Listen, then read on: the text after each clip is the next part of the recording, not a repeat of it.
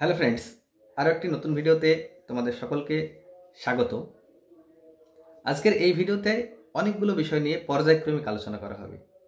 প্রত্যেক TET pass এবং যারা ডিএলএড কমপ্লিট করেছো প্রত্যেককে বলবো ভিডিওটি প্রথম থেকে শেষ পর্যন্ত দেখো। তোমাদের সকলের জন্যই এই ভিডিওটি অত্যন্ত গুরুত্বপূর্ণ হতে চলেছে।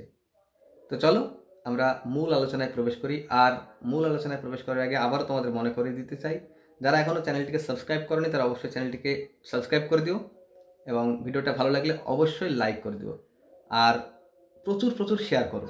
এই ভিডিওটা প্রচুর শেয়ার করার প্রয়োজন আছে, প্রত্যেকের ভিডিওটা দেখার প্রয়োজন আছে। তো চলো এইবার আমরা মূল ভিডিওতে প্রবেশ করি।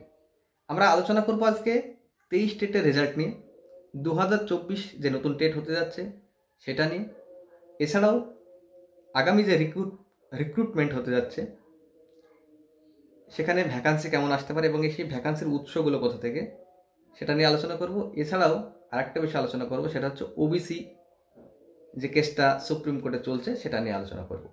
তো চলো আলোচনা শুরু করা যাক। প্রথমে 23 টেটের রেজাল্ট নিয়ে আলোচনা করি। 23 টেটের রেজাল্ট এই মুহূর্তে বেরোবো বলে আমাদের মনে হয় না। 23 টেটের রেজাল্ট একটু দেরি হবে, মাস দুয়েক দেরি হবে, মানে ডিসেম্বরের দিকে 23 রেজাল্ট বেরোতে পারে। কেন? পর্ষদ সূত্রে খবর, 23 টেটের যে অ্যান্সার শিট সেটা আমাদের রাজ্যের ইউনিভার্সিটির বাইরে অন্য রাজ্যে যে ইউনিভার্সিটিগুলো আছে সেই ইউনিভার্সিটির উপাচার্যদের কাছে পাঠানো হয়েছে সঠিক অ্যান্সার নির্বাচন করার জন্য। কারণ প্রত্যেকবার দেখা যায় প্রশ্ন ভুল কেস হয়, তো এই জন্য এবার রাজ্যের বাইরে পাঠানো হয়েছে। তো সেখান থেকে কোনো রকম ফিডব্যাক আসেনি, এটাই পর্ষদ সূত্রে খবর। মানে ফিডব্যাক আসেনি মানে এখনও ফাইনাল অ্যান্সার কি রেডি হয়নি। এবার ফাইনাল অ্যান্সার কি রেডি হয়নি মানে অফিসিয়ালিভাবে ফাইনাল অ্যান্সার কি পাবলিশ করবে, তারপরে ওএমআরগুলোকে দেখা হবে, দেন সার্টিফিকেট রেডি করতে হবে, একটা টাইম লাগবে। তার মানে এই মুহূর্তে 23 টেট রেজাল্ট বেরোচ্ছে না। এক্ষেত্রে 23 টেট যারা আছো তাদের একটু ওয়েট করতে হবে এবং 22 টেটদের এখানে একটু আশার আলো যে 22 টেট এবং 23 টেট ইন্টারভিউ একসঙ্গে না হওয়ার সম্ভাবনা প্রবল। এইবারে আমরা নেক্সট আলোচনা করব 24 টেট। যারা অল্পের জন্য পাস করতে পারোনি, আগে টেট দিয়েছিলে, তাদের জন্য অত্যন্ত সুখবর, 24 আবারও টেট হতে যাচ্ছে। এবং যারা ফ্রেশ ক্যান্ডিডেট আছো, একবারও টেট দেওনি, তাদের জন্য আরও একটি গুরুত্বপূর্ণ খবর, প্রত্যেকেই প্রস্তুতি নিতে শুরু করো। টেট 2024 ডিসেম্বরে হচ্ছে এবং টেট কারা দিতে পারবে?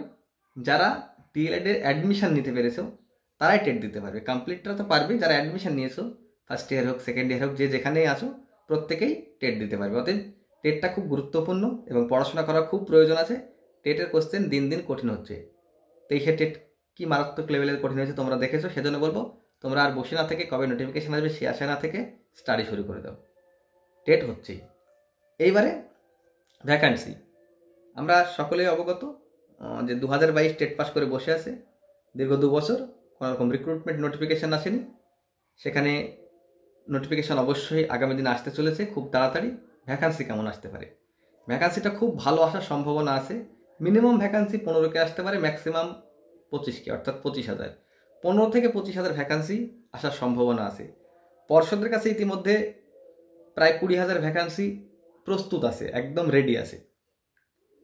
এছাড়াও প্রত্যেক মিউনিসিপ্যালিটি এবং ব্লক এরিয়ায় 10টা করে স্কুলকে 5 অন্তর্ভুক্ত করা হবে। সেখানে হিউজ একটা শিক্ষকের দরকার হবে এবং সেটা 25 থেকে শুরু করতে হবে। তার মানে পর্ষদকে শিক্ষক নিয়োগ করতে হবে এবং এই ভ্যাকান্সিগুলোকে পূরণ করতে হবে। তাহলে ভ্যাকান্সিটা কিন্তু খুব সুন্দরভাবে আসে।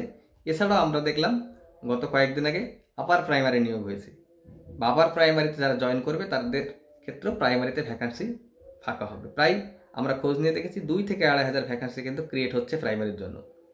আমারই দুটো বন্ধু আছে যারা অলরেডি প্রাইমারিতে জব করে, তারা আপার প্রাইমারিতে জয়েন করছে। দুটো সায়েন্সের আমার বন্ধু, তারা আপার প্রাইমারিতে জয়েন করছে। ওই দুটো সিট এইরকমভাবে গোটা রাজ্যে প্রায় 2,500 সিট কিন্তু ফাঁকা হচ্ছে।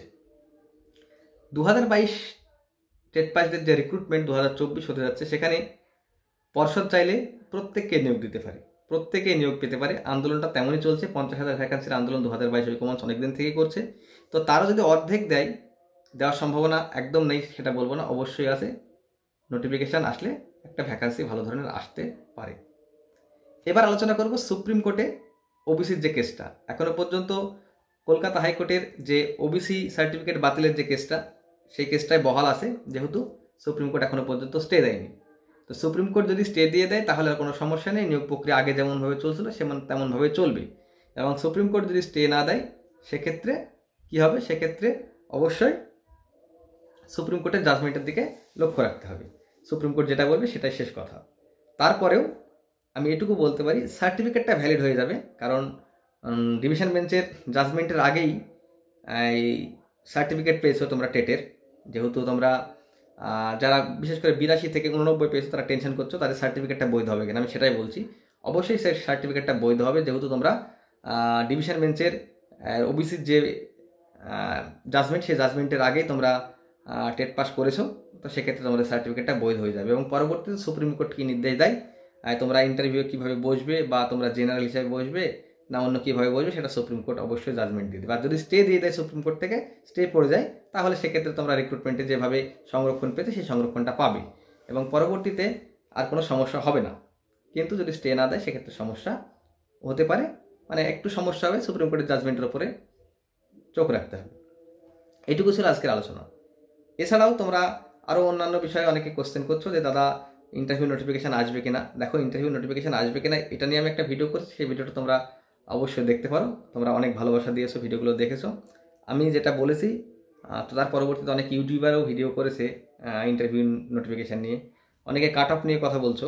কাট অফ নিয়ে কথা বলাটা সত্যি খুব কঠিন, কারণ ভ্যাকান্সি কত দেবে সেটা না জেনে কাট অফ নিয়ে কথা বলা মানে বোকামি করা হবে। তো তোমাদের যাদের একাডেমি মোটামুটি ভালো আছে তারা অনেকেই কমেন্ট করছো, অনেকে আমার হোয়াটসঅ্যাপে মেসেজ করছো, অনেকে আমাকে পার্সোনালি ফোন করছো। হ্যাঁ, তাদেরকে আমি বলেও দিয়েছি যে কোন একাডেমিটা ভালো আছে। তবে একাডেমি নিয়ে আমাদের একটা ভিডিও আসবে, কিছুদিন পরে আসবে, মোটামুটি 2 সপ্তাহ পরে আমরা একাডেমি নিয়ে একটা ভিডিও করব।